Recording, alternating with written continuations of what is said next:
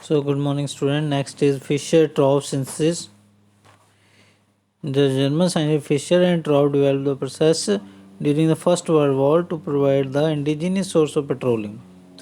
तो world war में petroleum products की जरूरत थी, तो इन्होंने ये तरीका निकाला. It is known as Fischer Tropsch synthesis of process.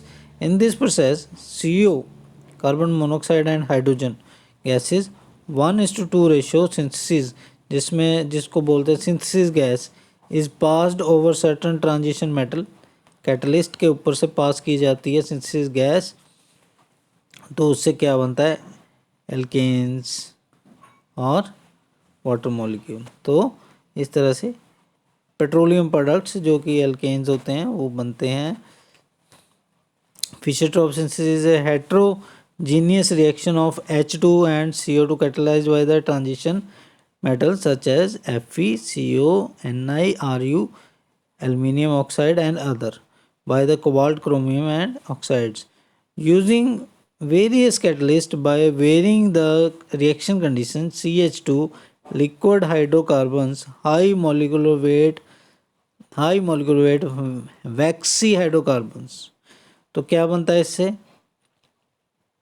Varying reaction condition को वेरी करने से methane, liquid hydrocarbons, high molecular weight waxy hydrocarbons, methanol, higher alcohols, olefins and so on can be obtained. तो ये वेरियस प्रोडक्ट्स बनाता है. तो nickel is the best for formation of CH4. Nickel CH4 के लिए best है. Cobalt and iron suitable for synthesis of higher alkanes. And rhodium produces methanol, aldehyde, acetic acid, and such the raw material for Fischer-Tropsch are CO and H2. Raw material क्या है? CO और H2. और इससे ही इतनी सारी चीज़ें बन सकती हैं by changing only the catalyst. Therefore, the manufacture of synthetic fuel by this process is uneconomical. जो सिंथेटिक फ्यूल से ये मैन्युफैक्चर बनाना बहुत by this process is uneconomical. However, it can be used as source of synthetic fuel for the following cases. ये process synthetic fuel इसको CO और H2 को बोल रहे हैं कि ये बनाना बड़ा मुश्किल है. This process is uneconomical. However, it can be used as a source of synthetic fuel for the following cases. The country which coal is cheap, South Africa, जहाँ पे coal cheap है. Country which have no internal source of petroleum and is isolated from countries during war period can meet requirement by manufacturing synthetic fuel by this process. The crude oil becomes more scarcer. The process is improved selectively and particular hydrocarbon is obtained instead of broad spectrum of hydrocarbons. ठीक है, तो ये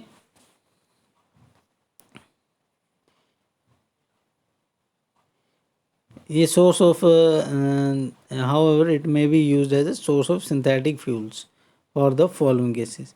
तो following cases में ये जो uneconomical है फिर भी यूज़ किया जा सकता है इन कंडीशंस में. तो overall the reaction of Fischer-Tropsch is complicated. Reaction बहुत कॉम्प्लिकेटेड है. ठीक है. Therefore its mechanism has been subject to the considerable debate. अभी भी जो मैकेनिज्म है डिबेट का कारण बना हुआ है.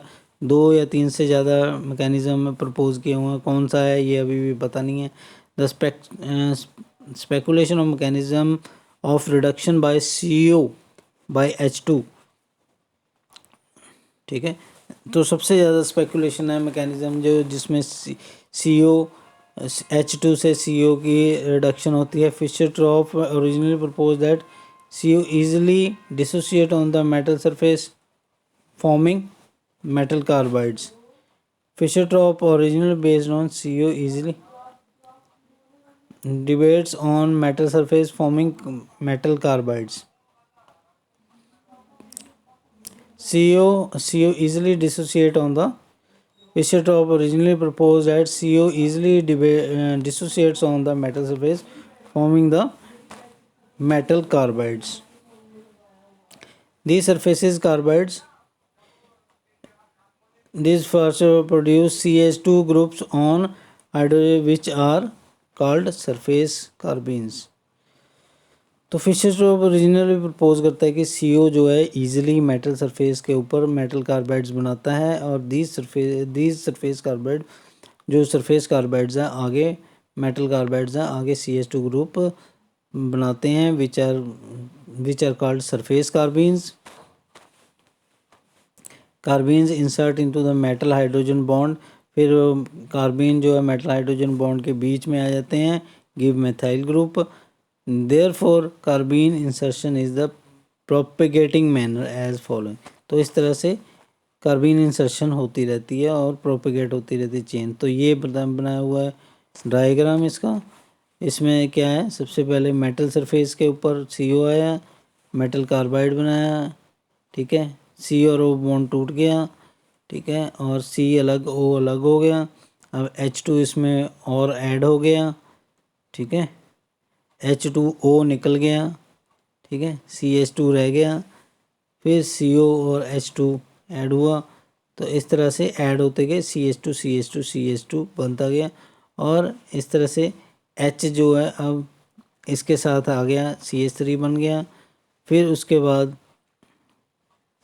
अब ये CH2 इस बॉन्ड के बीच में आ गया तो ये चेन बन गई, और ये CH2 इस बॉन्ड के बीच में आ गया तो ये CH3. उसके बाद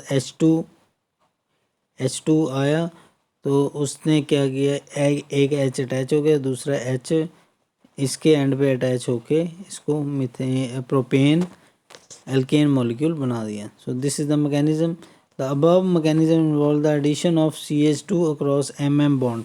तो CH2 MM बॉन्ड के बीच में give methylene and further reaction. तो ये मिथिलीन और फर्दर रिएक्शन बना देता है.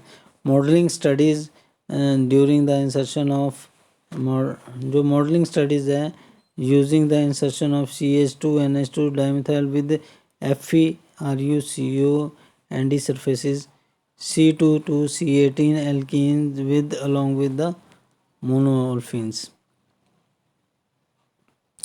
ठीक है, तो इसमें जो मॉडल स्टडीज़ है इंट्रैक्शन है CH2 N2 with FeRuCO NiPd surfaces, it gives C2 to C18 alkene along with monoolefin.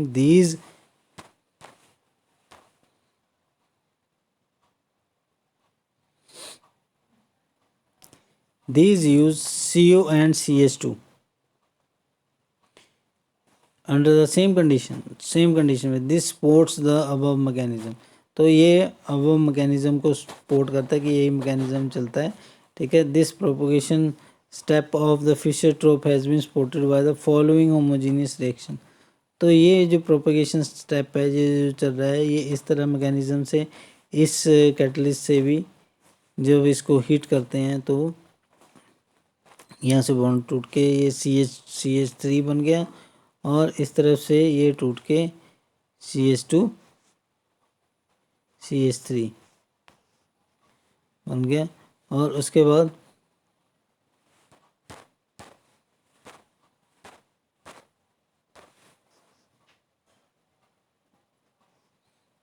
CH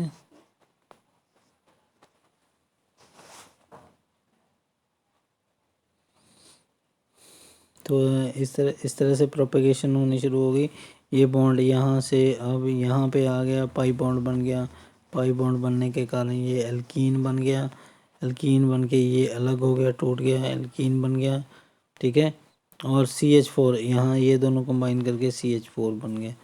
तो ये मैकेनिज्म भी चलता रहता है एल्कीन्स को बनाने के लिए. This mechanism also obtain the observe fact. ये मैकेनिज्म और भी फैक्ट्स को करता है. CO dissociated almost completely on iron at synthesis temperature. CO dissociated completely on iron surface of synthesis. As a result, concentration of CH2 group is high, concentration group CH2 group की high है, and formation of higher hydrocarbon is facilitated, तो इससे higher hydrocarbon बनते हैं। On the surface of nickel and CO dissociate hardly, अब ठीक है, iron surface पे इस टेम्परेचर पे CH2 ग्रुप्स हाई होते हैं और हाइड्रोकार्बन बन जाते हैं, और निकल और कोबाल्ट के निकल पे CO डिसोसिएट्स हार्डली, डिसोसिएट नहीं होती, और concentration of CH2 is lower, तो इससे CH2 लोअर है, तो इसलिए निकल पे CH4 मेजर प्रोडक्ट है।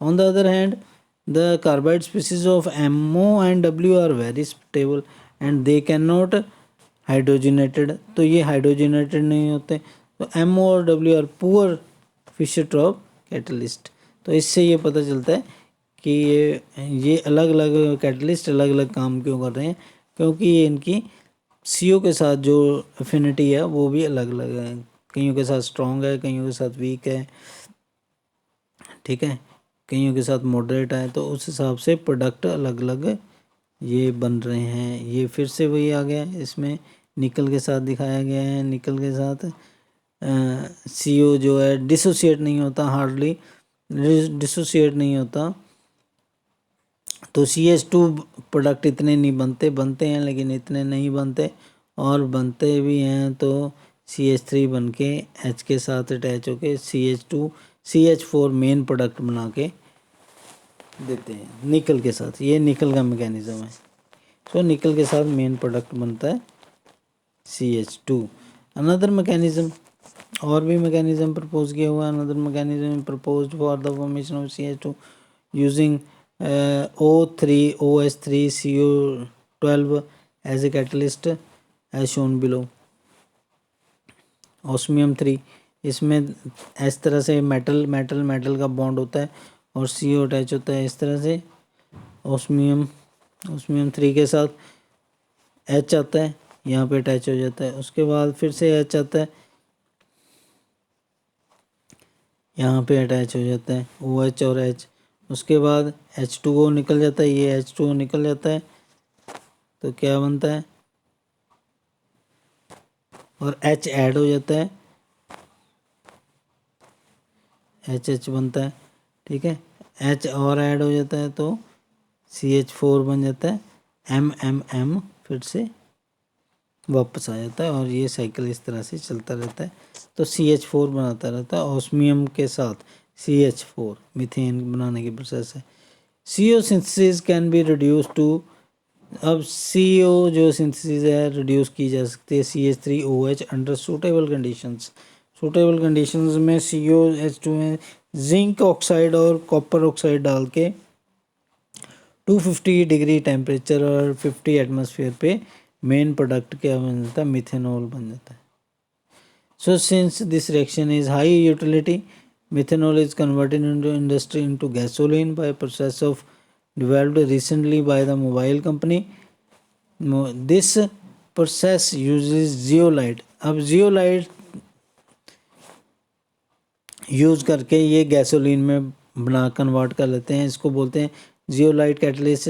ZSM5 zeolites are shape selective catalyst, ये शेप सेलेक्टिव होते हैं, इनमें पोर्स होते हैं जियोलाइट्स में, हनी कॉम्ब लाइक स्ट्रक्चर होता है इनका, जैसे मक्खियों का जो कॉम्ब होता है, छत्ता होता है, तो वैसे इनका स्ट्रक्चर होता है, और ये जो साइज़ होता है पोर्स का जनरली 260 से 740 के बीच में PM के बीच में होता है। Thus only those molecule can be absorb, वही मॉलिक्यूल इसमें पोर्स में जब फिट हो सकते हैं जिनका साइज़ है जो small enough to enter this cavity and leave easily, तो वही बड़े मॉलिक्यूल नहीं ऐड होंगे, तो ये साइज सेलेक्टिव हो जाता है कैटलिस्ट, साइज सेलेक्टिव होने की वजह से ये छोटे मॉलिक्यूल्स ही बनाता है। तो ZSM5 is the acid catalyst, it remove H2O molecule from CH3 producing CH2 which is inserted into another molecule। The pore size of the zeolite is selective, जो पोर साइज है जियोलाइट का